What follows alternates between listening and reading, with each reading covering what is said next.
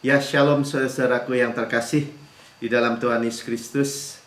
Kita beribadah, ya, bersekutu, berjumpa, menikmati Yesus. Yesus ada di tengah-tengah kita, dan kita tahu bahwa firman, yaitu nafasnya sendiri, Tuhan nggak hembuskan dengan sia-sia, ya, nggak mungkin sia-sia, nggak mungkin iseng-iseng gitu, nggak ada gunanya, tidak mungkin. Tapi biarlah nafas Tuhan itu menghidupkan kita semua, ya. Semua penyakit lenyap, semua kemiskinan lenyap, semua masalah keluarga, masalah persoalan hubungan apapun tidak ada lagi, ya, badai di luar sana. Tapi kita bersama Yesus yang dekat, yang nggak mungkin marah lagi bagi kita, ya. Tidak ada lagi penghukuman sampai dalam Kristus. Ya, luar biasa, ya. Hari ini saudara yang pertama yang dengar di rekaman YouTube, saudara boleh like, subscribe, dan share bagi saudara-saudara yang lain. Kabar baik, good news, yaitu Injil Kristus, Injil kasih karunia, Injil damai sejahtera yang luar biasa, ya. Karena mungkin ada orang-orang bilang, jangan sebut grace, katanya, jangan sebut kasih karunia. Mungkin juga awal-awal yang saya tahu, saya mau sebut kasih karunia aja kayaknya lidah kelu gitu ya. Bukan kelu, kayak nggak biasa gitu ya. Kasih karunia. Ada orang bilang sebut aja favor atau kemurahan. Karena favor itu ada bagian manusia katanya. Iya. Favor, bukan favor of God gitu. Ya, tapi kalau kasih karunia, sama-sama katakan kasih karunia atau grace adalah unmerited favor. Unmerited favor of God, ya, kemurahan yang cuma-cuma, ya, harus ada cuma-cumanya. Kalau ada yang bagian kita, artinya ada yang harus dibayar. Itu bukan kasih karunia, memang iya. Tetapi kalau kemurahan yang cuma-cuma, itu unearned, ya, kita tidak upayakan, kita tidak usahakan, bahkan kita nggak layak, undeserved. Tetapi kita terima. Kenapa? Karena yang layak Yesus, yang kerjakan Yesus, yang upayakan, usahakan Yesus secara sempurna bagi kita dan untuk kita. Amin. Ya, ini rahasia hidup berkemenangan. Ya, saya hidup berkualitas. Saudara memiliki rahasia yang luar biasa. Amin. Ya, kalau hukum Taurat diberitakan, firman aja bilang, ya, kemuliaan. Misalnya, ada kemuliaannya? Ada. Karena hukum Taurat, upaya diri, usaha diri yang disampaikan itu, wajahnya Musa bersinar juga kan. Tetapi sinarnya pudar, saudara. Sama-sama katakan pudar. Artinya sementara. Ya, tetapi ya, kenapa? Karena hukum Taurat tentu dari Tuhan kan, kudus, benar, adil. Tapi tidak bisa membuat kita manusia berdosa dan bangkrut menjadi kudus, benar, adil. Nggak nolong juga nggak. Kita harus dengar terus, ya. Kita harus sadari benar-benar. Tetapi kasih karunia, firman Kristus membuat wajah kita bercahaya. Dari kemuliaan kepada kemuliaan semakin besar. Ya, bukan pudar, tapi semakin besar. Ya, kemuliaan Yesus yang kekal. Sama-sama katakan kekal. Ya, saya mau menyampaikan Injil kabar baik ini seperti yang tadi pagi, ya, disampaikan oleh Pastor Judas Smith. Ya, pastor ini pastor, dia bilang 7 generasi semuanya pastor. Jadi bapak dia, bapaknya bapak dia, bapaknya bapaknya lagi, 7 generasi dia orang gereja. Ya, 7 generasi. Dan dia menyampaikan isi hati Tuhan, ya. Saya juga menyampaikan isi hati Tuhan. Jadi doakan Melki juga, ya, doakan semua anak-anak yang menyampaikan firman, ya. Saya juga doakan Pastor Prince misalnya gitu. Ya, jadi dia melihat gitu waktu menyampaikan di New Creation Church tadi pagi. Ya, dia melihat Pastor Prince, semua pastor-pastor semua soyang, dia bilang, ya. Soyang, sangat dimudahkan. Kenapa, saudara? Karena kita rest. Ya, nggak stres. Yang jadi old, jadi tua, ya karena stres, saudara. Ya saya percaya saudara terima tuh ya, kekuatan Yesus, kesehatan Kristus. Ya tadi kemarin saya baru lari trail run ya. Jadi lari naik turun gunung gitu ya ke arah Tahura. Saudara, tanjakannya aja hampir 800 meter nanjaknya. Nggak harus lari 13-14 kilometer. Ya 1 menit 40 detik lah ya. Maaf, 1 jam 40 menit balik ya kalau ya naik gunung-gunung. Bukan kekuatan saya di tengah-tengah kebutuhan nafas, kebutuhan kekuatan, ya saya katakan aja praktek, Christ is my strength, Christ is my healthy. Ya, Kristus adalah kekuatan saya, Kristus kesehatan saya. Ya, dan dia itu dekat. Ya. Sedekat apa katanya? Pastor tadi sampaikan, sedekat nafas kita berikutnya. Katakan Yesus itu nggak jauh. Ya, Immanuel itu nafas Tuhan itu ya sedekat nafas berikutnya katanya. Nah, saudara, apa yang kita mau dengar kali ini bahwa jangan merasa jauh ya. Jadi ini sama dengan hari Jumat ya. Kita hari Jumat kita berpikir kenapa orang lain sudah ditolong, sudah ngalamin breakthrough, apa Tuhan nggak memperhatikan saya? Ya disebut Raja Daud bilang, Tuhan kok kayaknya engkau marah ya sama saya gitu ya. Bertanya-tanya ya, kapan? Kok orang lain udah breakthrough saya belum? Orang lain udah punya anak saya belum misalnya gitu. Saudara, firman ini buat saudara juga ya, karena mungkin perasaan-perasaan gagal lagi ya, nggak ada terobosan, kok nggak seperti yang diharapkan, itu dialami juga oleh hamba Tuhan ya. Semua kita anak-anak Tuhan, jangan takut ya. Nah, jadi digambarkannya seperti ini. Kalau kita merasa Tuhan tuh jauh, Tuhan itu nggak peduli ya. Tadi dikatakan Pastor Judah Smith ya, dia bilang waktu saya umur 13 tahun dia takut gelap katanya, takut gelap. Jadi dia suka lari ke kamar orang tuanya, ke kamar ayahnya ya, dan dia merasa rasa takutnya tuh hilang kalau dia ada di dekat ayahnya. Ya kadang-kadang jam 3, jam 4 pagi katanya. Saya kalau inget Sharon juga suka begitu ya, tapi biasanya bukan dia karena takut gelap. Karena di rumah saya itu mungkin ada lubang di atas ya, di hubungan itu. Jadi suka masuk tupai mungkin ya. Mungkin tupai atau pernah juga kelelawar kali. Sehingga bunyi guduk gitu ya. Jadi suka-suka dia main buka aja pintu, main masuk tidur bersama saya sama Lili, langsung tidur ya, nggak takut lagi. Jadi mengendap-endap masuk kamar, Pah gitu, Pi, Dedi, boleh nggak saya tidur bersama engkau? Ya, ayahnya biasanya kasih ya, dan dia tenang. Nah perasaannya, jadi kalau dekat tenang ya. Katanya dia cerita juga ada temannya sama umurnya kurang lebih 12 tahun. Jadi kalau dia ngalami ketakutan seperti itu, dia datang ke kamar ayahnya dan pegang tangan ayahnya. Ya mungkin tangan ayahnya kan harus lurus gini dipegang, sebelah anaknya lama-lama pegel juga kali ya. Jadi bapaknya suka tarik gitu. Tapi dia bilang, boleh nggak, Pak? Saya pegel ini, dipegang tangannya. Tapi boleh nggak wajahnya ngelihat saya katanya. Jangan ngelihat mama, tapi lihat saya. Ya boleh ya. Dia pastikan bahwa wajahnya ayahnya melihat dia. Saya perlu tahu bahwa engkau dekat. Saya perlu tahu atau rasakan wajahmu ke arah saya.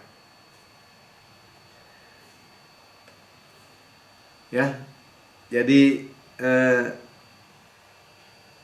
kalau kita rasakan Tuhan itu jauh, kadang-kadang orang itu kenapa merasa jauh? Karena dia melihat bahwa tergantung performance saya atau apa yang saya buat. Wah, kayaknya Yesus jauh nih. Ya, tapi kita perlu tahu bahwa Tuhan itu dekat. Tuhan itu selalu memandang kita. Tuhan itu dekat, sama-sama katakan. Immanuel itu dekat ya. Never leave us nor forsake us. Tidak mungkin meninggalkan kita, tidak pernah mungkin melupakan kita, dekat. Amin. Ya, dia di dalam kita. Sedekat napas kita karena dia di dalam kita. Kita di dalam dia. Amin. Kita perlu tahu. Ya, dan ini akan mengubah seluruh perspektif kita, perasaan kita. Ya, dia dekat. Artinya dia tahu segala apapun keadaan kita. Nggak seperti mungkin dibayangkan dia begitu jauh. Sebentar nih, ada yang masuk. Ya, begitu jauh. Dan karena performance dia merasa harus takut-takut gitu ya. Nggak perlu. Nah, jadi karena dekat, dia nggak perlu takut apapun. Ya, seperti tadi diceritakan ilustrasinya bahwa ketika SMA, dia badannya kecil, dia kalau takut dibully orang, dia pilih temennya yang paling besar aja katanya. Kalau dia deket teman yang paling besar, dia nggak perlu takut lagi. Ya, fear no evil, nggak takut sekali. Kenapa? Karena di deket temennya yang gede. Nah, saudara, kalau kita memiliki kesadaran seperti tadi kesaksian ya, buat Bapak kita tuh dekat, Bapak kita itu panglima. Ya, saya selalu ingat gitu. Kalau dulu di toko, nah, selalu ada aja, ya, berkali-kali lagi preman-preman yang datang, yang mau mengintimidasi, mau minta uang, ya, bawa polisi saudaranya, bawa tentara saudaranya kadang-kadang. Ya, saya nggak takut. Kenapa? Saya ingat, saya bilang sama preman juga, Pak, toko ini punya bapak saya bilang. Ya, habis saya doakan tiap hari, Bapak, ini toko punyamu, milikmu, saya anakmu. Ya, saya hanya pengelola aja. Ya, seperti saya menyampaikan firman, saya hanya penyambung lidah aja. Delivery boy. Biar Tuhan yang nyampaikan. Jadi ketika saya mengatakan bahwa ini punya bapak saya, ini punya bapak saya nggak bohong dong. Ya, bapak saya panglima, saya bilang. Panglima bala tentara Allah, nggak bohong dong. Ya, tapi kan saya nggak sampaikan. Amin. Bapak saya panglima, bintangnya nggak kehitung. Hitung aja bintang di langit kan nggak kehitung jumlahnya. Nah, jadi sekalipun banyak preman atau kalau bahasanya Alkitab ya, di dalam shadow of death gitu ya, di dalam lembah kekelaman. Sebenarnya hanya bayangan kan? Just shadow the valley of death katanya. Bayang-bayang lembah kekelaman. Kan hanya bayangan. Ya, jadi cuman bayangan kegelapan itu bisa menakutkan kita ternyata. Ya, jadi tapi saudara, begitu simpel ya. Sekarang kita dengar bahwa Tuhan itu dekat. Kayak tadi saya cerita, saya lari-lari kan kemarin, ngabisin 13-14 kilo harus naik gunung, dan ketika kembali pakai Gojek, rasanya kram semua nih di pangkal kaki ini karena nanjak gitu tadi larinya. Langsung kram gitu rasanya, sakit. Terus saya bilang gini, tetap aja saya praktek. Ya, Kristus adalah kesembuhan saya. Oleh biru saya sudah sembuh. Yesus sudah menanggung sakit saya. Sakit ini Tuhan sakit. Tuhan sudah tanggung sakit saya. Tuhan sudah tanggung sakit saya. Sampai saya duduk di motor itu akhirnya nyaman. Padahal pas mau naiknya udah aduh. Sudah gak nyaman. Amin. Ya, jadi kita perlu dengar kabar baik. Kita seperti nanti yang kita bacakan ya, dari Lukas 8 ayat 40-48. Cerita pertama tentang anak perempuan Zairus ya Yairus itu punya anak perempuan 12 tahun ya, sakit hampir mati dan beneran mati entah belakangan. Dan perempuan 12 tahun pendarahan. Nah, ini perempuan ini 12 tahun pendarahan mengendap-endap. Nah, saudara, gini yang saya mau sampaikan, ketika kita datang di dalam keadaan paling secret sekalipun ya, paling rahasia dalam diri kita ya, sembunyi-sembunyi, ngumpet-ngumpet, nggak terang-terangan ya, dan pendarahan itu artinya kan bleeding tuh pendarahan yang nggak berhenti, itu seperti punya dosa, saudara. Pendarahan dosa yang mengambil semua kehidupannya, baik kesehatannya, keuangannya, banyak salah langkah, mungkin dia ke dukun, ke tabib-tabib, putus asa, uang habis. Dan pendarahan itu pada zaman itu ada dibuang. Ya sama kayak kusta kan, diusir dari desanya. Najis.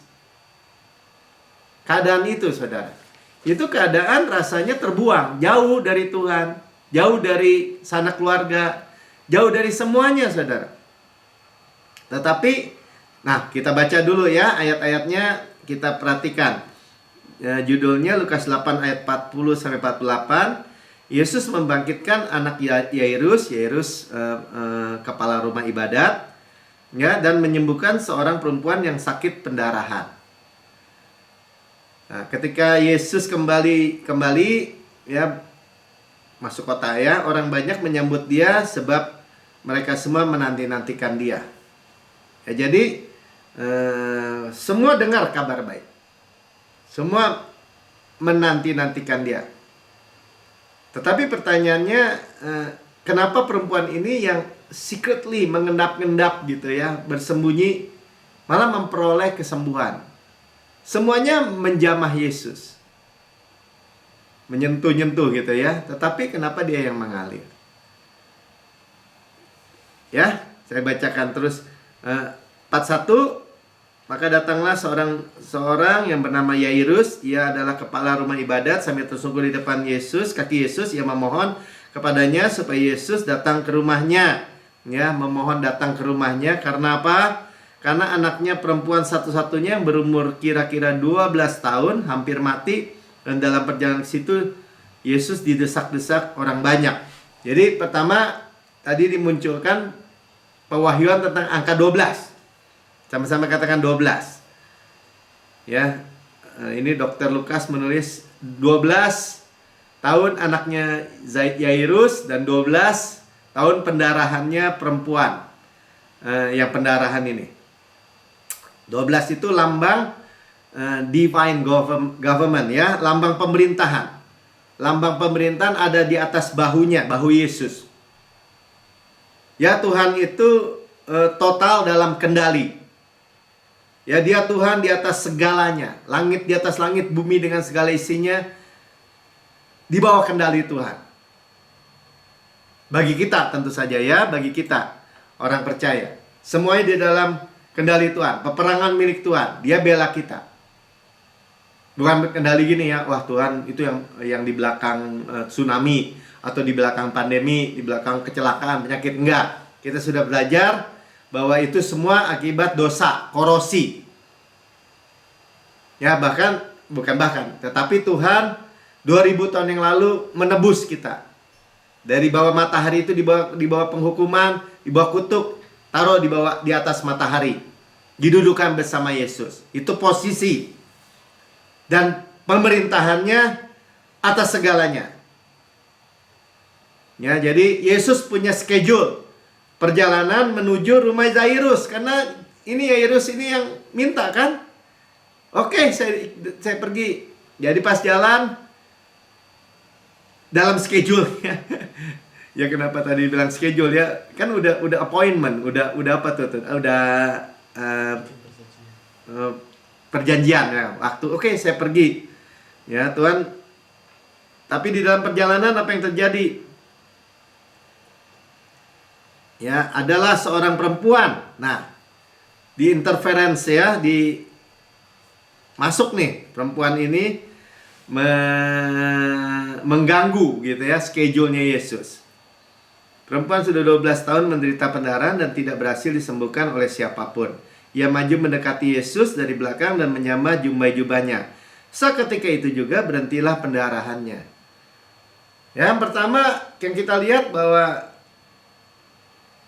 dia mengendap-endap. Karena apa? Karena dia udah putus asa. Nothing tulus sudah dia. Udah habis duitnya, nggak sembuh-sembuh. Dia sudah diusir, tinggal di luar karena pendarahan. Ya, bisa dibunuh kalau ketahuan. Ya mungkin mengendap-endap berarti menyelinap gitu ya, ngumpet-ngumpet. Tapi dia mendengar berita tentang Yesus, memiliki opini yang baik tentang Yesus. Saudara, semua ini sekarang udah hilang itu semua opini-opini atau penilaian-penilaian yang buruk tentang Yesus. Yesus bikin kecelakaan, Yesus di belakang bencana, Yesus di belakang kemiskinan, Yesus di belakang kegagalan kita, perceraian. Ya kan, kalau orang agama kan selalu bilang gini, ya sudah, Tuhan sudah kehendaki. Bahkan bercerai juga bilang, ya ini kehendak Tuhan yang terbaik. Bahkan orang Kristen nyontek yang seperti itu.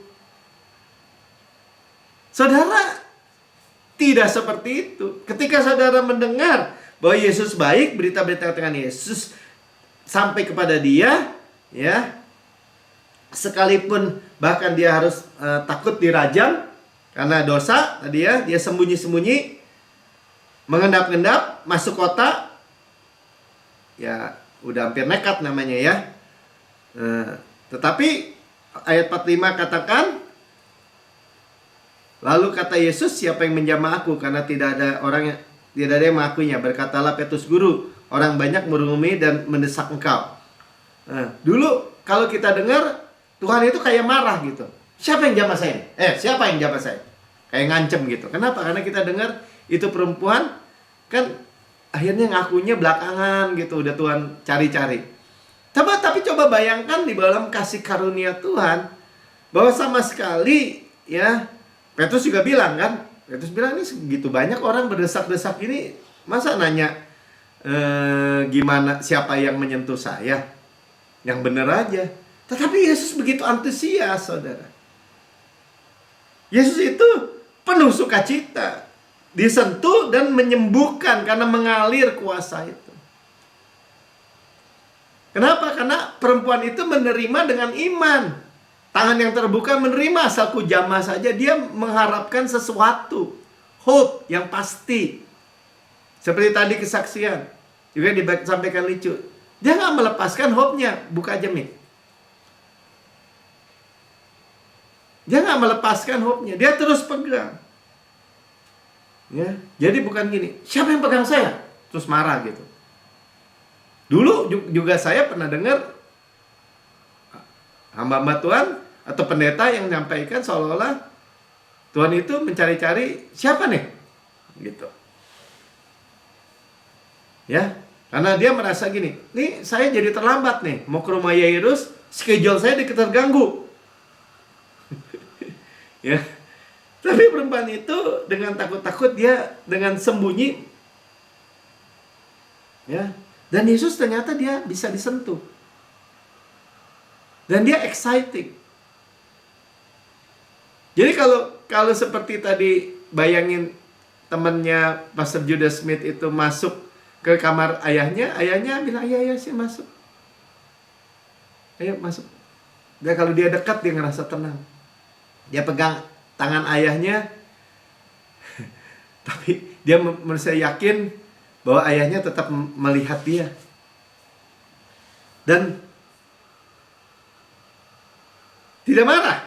Sama-sama dengan tidak marah. Tetapi Yesus berkata, udah Petrus bilang nggak ada lah, udah kebanyakan gini, masa mau dicari juga.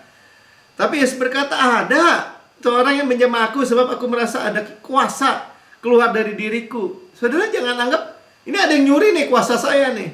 Terus Tuhan merasa ini kalau ngalir gini gue marah nih. Enggak, saudara. Sama-sama katakan, Yesus itu exciting gitu. Bersukacita. Ketika di dalam rahasia sembunyi kita. Ya seperti tadi, kalau dibayangkan habis lari itu sakit keram itu, ujung pangkal kaki atau paha saya ini kan. Dua-duanya lagi. Udah nggak enak bener. Jadi di tengah-tengah itu, mungkin tukang Gojek juga yang deket nempel sama saya, nggak dengar gitu ya. Ya saya bilang, Yesus, Tuhan sudah menanggung penyakit dan sakit saya. Ini sakit nih Tuhan, Kau menanggung. Itu langsung loset. Nggak sakit lagi, saudara. Ya.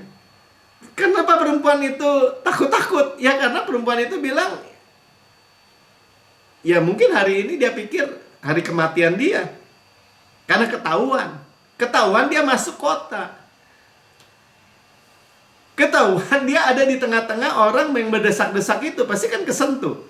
Kan orang Yahudi percaya kalau orang kudus menyentuh yang najis, yang kudus jadi najis. Beda kan sama Yesus. Kalau Yesus yang kudus kita sentuh, yang najis jadi kudus. Itu perbedaannya, saudara. Karena itu Tuhan tidak marah. Ya, Tuhan sangat mudah ditemui. Dia tidak jauh. Bahkan dia bersuka cita disentuh. Dia menyembuhkan, memberkati, melindungi. Amin. Ya, dia juga nggak merasa schedule-nya apa tadi? Ya terlambat jadinya itu kan ke rumah Yairus. Bahkan sebelakangan orang bilang, ya udahlah nggak usah pergi, udah mati. Enggak, saudara. Ya, tidak masuk jadwal. Ya kalau Yairus itu gambaran Israel, masuk jadwal sebenarnya. Tetapi kita seperti perempuan pendarahan, ada di tengah-tengah gitu. Schedule-nya Yesus untuk Israel, tapi perempuan pendarahan buat kita. Kita mau menerima Yesus, menjamah dia. Yesus dekat. Ya. Jadi waktu dikatakan who touch me? Siapa yang menyentuh saya? Ya kan 47 bilang ini, ketika perempuan itu melihat bahwa perbuatannya itu ketahuan, ia datang dengan gemetar, tersungkur di depannya dan menceritakan kepada orang banyak apa sebabnya ia menjamah dia, dan bahwa ia seketika itu juga menjadi sembuh. Dengan resiko apa? Dengan resiko dirajam, saudara. Itulah sebabnya dia takut. Tetapi dia sudah mendengar bahwa Yesus itu tidak menghukum, dia itu baik. Menerima kita apa adanya. Itu berita yang dia sudah dengar. Itu yang saudara dengar. Perspektifnya harus berubah, saudara. Maka kata Yesus ya kepada perempuan itu, hai anakku, imanmu telah menyelamatkan engkau. Pergilah dengan selamat. Dia bukan saja disembuhkan, tetapi dia diselamatkan. Ya, pergilah dengan selamat. Dia pergi dengan Yesua. Kan bahasa Ibrani ya, dengan Yesus. Ya, makanya mungkin kita mengendap-endap ya, nggak bisa ceritakan sama orang tentang pergumulan, tentang persoalan. Orang lain nggak akan ngerti. Bahkan mungkin menghina, melecehkan. Kayak tadi kan, kasih karunia, kasih kedua ketawa. Yang ada tuh favor. Karena ada bagian kita, katanya gitu. Sambil ngetawain. Kita percaya kasih karunia karena unmerited favor of God. Memang kita nggak layak, tapi kita terima. Yesus yang layak, tapi kita terima. Ya, dan Tuhan nggak bilang ini nanti ya, bikin janji dulu. Ya, apalagi cuman hal-hal kecil. Lu cuman sakit aja dikit, datang, ya. Bukan hal kecil, hal besar aja, hal kecil. Kayak tadi kan, saya duduk di motor nggak bisa duduk, ya susah. Karena jauh dari tebing keraton sampai Sabuga tuh kemarin. Ya. Tetapi juga hal-hal besar. Seperti 12 tahun perdarahan, hal besar. Atau keuangan saudara. Bu Lili bilang ini, saya bilang memberi. kita tetap percaya kasih karunia. Kenapa? Karena kasih karunia itu unearned, undeserved, unmerited favor of God. Kita tidak usahakan, tidak upayakan, cuma-cuma. Kemurahan Tuhan yang cuma-cuma, yang kita nggak layak, yang Yesus layak, yang gratis, yang cuma-cuma. Bagian kita, terima. Tangan terbuka menerima. Diketahuin orang, biarin aja. Lihat nanti juga dealnya tiap hari nih. Amin. Kenapa? Karena Tuhan itu akan membela kita, kan Dia berperang ganti kita. Dia di pihak kita, bukan melawan kita. Kita udah dengar tadi. God is for us, not against us. Di pihak kita, selalu. Continue. Nggak pernah menolak kita, nggak pernah. Ume itu bahasanya. Tidak akan pernah mungkin meninggalkan kita atau melupakan kita. Dia tidak marah lagi sama kita. Dia tidak menghukum lagi kita. Bapak itu dekat, Bapak itu peduli. Persoalan gede, persoalan kecil. Kalau orang ketawain, biarin aja. Dia nggak mau terima. Ya, jadi ya kata mungkin Yesus bilang, ya engkau mengendap-endap. Ya persoalan-persoalanmu mungkin nggak ada yang tahu, nggak boleh orang tahu, kan rahasia orang perdarahan. Tapi Yesus antusias. Dia tidak marah jadwalnya terganggu. Dan sekali lagi, it works ya. Nyata. Terjadi. Ya, dan dia dapat Yesus dan dapat semua itu perempuan. Amin. Ya, sekali lagi. Yesus itu dekat. Bapak, keluarga. Sama-sama kan Bapak tuh keluarga. Kita anak kan dekat. Dan dia kalau kita pegang tangannya, ya dia yang pegang kita malahan. Ya nggak seperti Bapak yang aduh pegel, aduh kram nih dipegang terus sama anaknya. Ya. Dekat. Jadi kita tenang, rest. Ibrani 13 ayat 5. Karena Allah telah berfirman, aku sekali-kali tidak akan membiarkan engkau, dan aku sekali-kali tidak akan meninggalkan engkau. Ya, ume itu double negatif. Tidak akan pernah mungkin meninggalkan engkau, leave you, nor forsake you. Ya, tidak akan pernah mungkin meninggalkan engkau. Immanuel. Ya, kita nggak keluar masuk tuh di dalam Yesus. Yesus dalam kita juga nggak keluar masuk. Sudah dimeterai Roh Kudus itu. Amin. Dan sekali lagi, Yesus itu Bapa yang baik. Ya, Yesus itu segalanya. Roti hidup, air hidup, nafas hidup. Dia indah dari segala sisi. Dia kuat. Kemarin kita dengar ya, dia gunung batu yang lebih tinggi dari semua persoalan kita. Tuhan itu dekat. Ya, jadi pengampunannya juga ada di sini. Ya, kita terima Yesus ya. Saudara, saya nggak panjang lebarkan ibadah malam ini. Saudara yang mendengar di rekaman YouTube, saudara belum pernah menerima Yesus sebagai Tuhan dan Juru Selamat pribadi saudara, ini waktu ya saudara. Saudara mempunyai Bapa yang adalah Allah pencipta langit dan bumi dan segala isinya, dan semua dalam kendali Dia. Dan kalau saudara terima, Dia mau masuk dalam hati saudara, kehidupan saudara, dan kehidupan saudara nggak akan sama lagi. Mari ikuti saya berdoa. Sama-sama katakan, Tuhan Yesus yang maha mulia, saya menerima Engkau sebagai Tuhan dan Juru Selamat pribadi saya. Dengan mulut saya mengaku, dengan hati saya percaya bahwa Engkau telah mati buat saya, dibangkitkan karena pembenaran saya, naik ke surga, duduk di sebelah kanan Allah Bapa, dan mendudukan saya bersama-sama dengan Engkau. Surga adalah rumah saya. Saya anak yang paling dicintai Tuhan. Terima kasih Tuhan Yesus. Tuhan Yesus ada di dalam hati saya, tidak pernah meninggalkan saya, tidak pernah melupakan saya. Saya tenang. Saya rest. Di dalam nama Tuhan Yesus. Amin. Ya mari saudara diberkati mendengarkan firman Tuhan malam ini. Ya, kita dibasuh lagi dengan air yang jernih. Kita tahu Ya, Tuhan antusias ya, bukannya enggan, segan gitu ya. Kalau kita ambil dari dia, take dari dia, segala yang Tuhan sudah bayar, dia malah suka, senang. Ya, walaupun secretly atau secara rahasia, itulah kebutuhan yang orang lain nggak tahu ya, pergumulan-pergumulan kita yang orang lain nggak tahu. Nah, mungkin kita juga merasa jauh, tapi dia dekat, saudara, ya, luar biasa. Dan dia bersuka cita untuk kuasanya mengalir dalam kehidupan kita.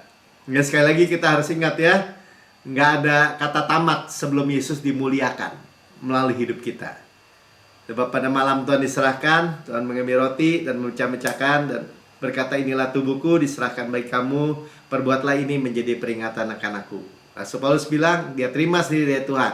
Kita terima sendiri dari Tuhan itu. Ya, tubuh Kristus benar-benar makanan, darah Kristus benar-benar minuman. Benar-benar benefit, benar-benar menguntungkan bagi kita. Tubuh Kristus diremukkan supaya kita utuh. Sukses, utuh, berkemenangan tanpa susah payah. Ya, dengan tanpa susah payah. Ya, kita dibuat makmur, kaya, tidak ditambahkan dengan duka cita gitu. Ya, ditikam supaya dosa kita dihapus, dicambuk sampai ke singkap tulang-tulangnya. Ya, dia menanggung sakit kita, penyakit kita, kesakitan kita apapun juga. Dan oleh bilurnya kita sudah sembuh. Ya, digantung di kayu salib, menerima murka, dibakar habis dengan kutuk, semua murka, semua penyakit, semua apapun yang buruk yang harus menimpa kita diserap habis oleh Yesus. Sehingga kita bisa rest, bersandar pada kemurahan dan kebaikannya saja. Tidak ada lagi penghukuman siapa dalam Kristus. Amin. Ya, sebagaimana Yesus di surga, demikian kita di bumi sekarang ini. Sehat, kuat, segar, dimudahkan, energik, dinamis, subur seperti pohon yang Tuhan tanam di tepi aliran air, menghasilkan buahnya pada musimnya, tidak layu daunnya, evergreen. Apa yang kita buat prosper, ya, good sukses, sukses baik dan makmur. Amin, ya. Dan kita makan daging Kristus, ya, paha kanannya kekuatannya, dadanya kasihnya. Kita ada DNA Kristus, Zoelai, Zoe Kosmos, kehidupan Kristus. Makan roti malaikat, roti pemenang, roti hidup, mana sorgawi, saudara, hukum roh yang menghidupkan, yang memerdekakan kita dari hukum dosa dan hukum maut. Semua putus kutuk dari Adam. Dan gandum yang terbaik diolesi butter, bau harum Kristus, dan madu dari gunung batu yang manis. Di tengah-tengah dunia yang pahit, yang dalam resesi, keadaan-keadaan yang buruk, ada yang manis keluar. Saudara, bukankah roti yang kita pecah-pecahkan ada persekutuan kita dengan tubuh Kristus? Amin. Makan dalam nama Tuhan Yesus. Katakan ya, kepala sehat, Yesus kepala kita, tubuh sehat. Ya, kita tubuh Kristus. Dan sudah makan, Tuhan katakan ini cawan perjanjian baru yang dimeteraikan oleh darahku untuk pengampunan segala dosa. Segala dosa kita diampuni, taken away, tidak ada lagi. Masa lalu, masa kini, masa depan, selama-lamanya. Continue berkelanjutan. Tuhan tidak mungkin pernah ingat lagi, dilupakan. Ya, tidak mungkin diinput. Continue berkelanjutan di bawah air terjun darah Yesus, sehingga kita berkata, saya adalah kebenaran Allah di dalam Kristus. Saya pewaris Kanaan, ya, pewaris dunia ini, pewaris berkat Abraham, pewaris shalom Kristus, damai di pikiran, kesehatan, kemakmuran, pewaris berkat-berkat pneumatikos, berkat-berkat rohani itu, in heavenly places, di alam surgawi. Pewaris golden oil dari golden pipe, ya, minyak emas dari pipa emas dalam setiap aspek, area, dimensi kehidupan kita semua. Ya, pewaris berkat-berkat karunia-karunia roh, ya, karisma, semua Tuhan wariskan buat kita, sudah dibayar. Saudaraku yang kekasih, bukankah cawan yang atasnya kita mengucap syukur ada persekutuan kita dengan darah Kristus? Amin. Minum dalam nama Tuhan Yesus. Haleluya. Ucap syukur, saudara. Makasih, ya, Tuhan Bapa kita tidak mungkin meninggalkan kita, tidak mungkin melupakan kita. Dan nyanyikan pujian